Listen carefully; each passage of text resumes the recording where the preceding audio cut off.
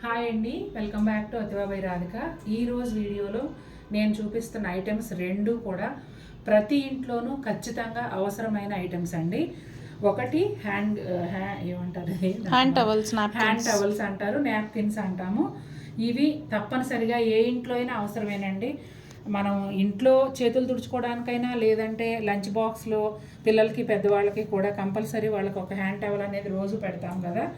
చాలా useful, super fine ఫ్యాబ్రిక్తో ఉన్నాయండి. Quality చాలా బాగుంటుంది.